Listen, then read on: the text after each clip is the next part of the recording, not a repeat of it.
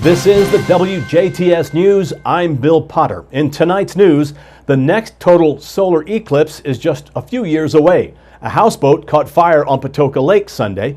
We'll tour the Jasper City Mill on Monday with the mayor, and Kurt Guxell looks at high school football from this past weekend in sports.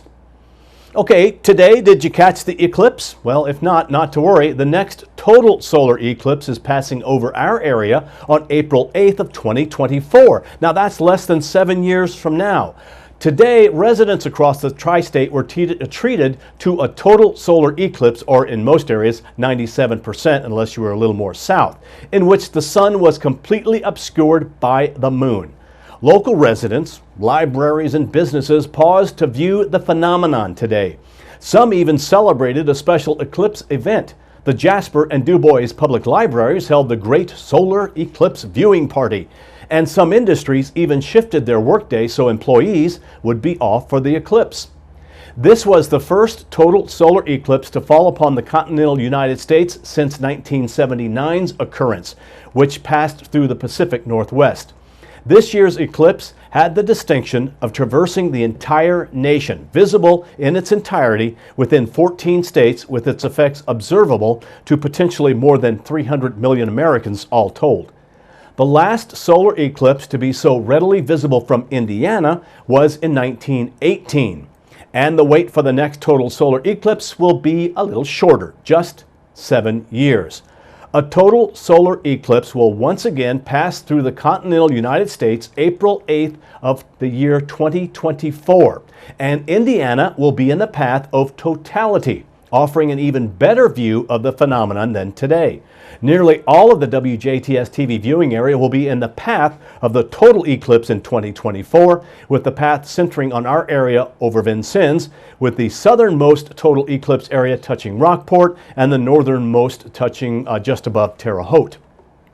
This year's path ran in a northwest to southeast path, while the 2024 totality will run southwest to northeasterly as its path and will be visible through the states from Texas to Maine, passing directly over Indiana, not like the one that happened today.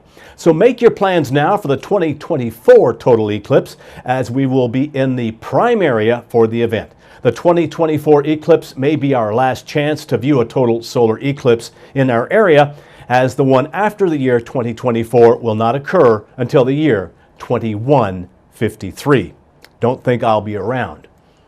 Indiana conservation officers are investigating a fire that destroyed a boat on Patoka Lake Sunday afternoon. The Indiana Department of Natural Resources says Paul Eckert of Jasper was operating a 60-foot houseboat when he heard an explosion from the engine compartment. They say the boat caught on fire and a nearby boater was able to get Eckert to safety.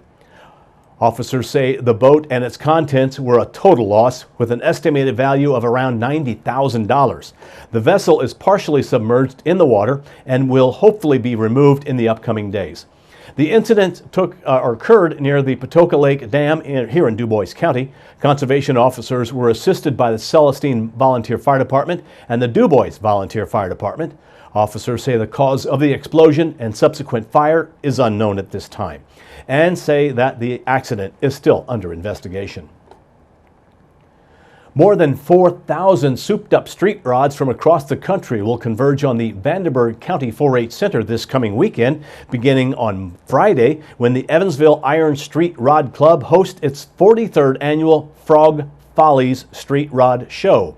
The public is invited to view the modified classic cars, vintage 1948 and older, between the hours of 8 a.m. until 4 p.m. on Friday and Saturday, then again from 8 a.m. till 1 p.m. on Sunday.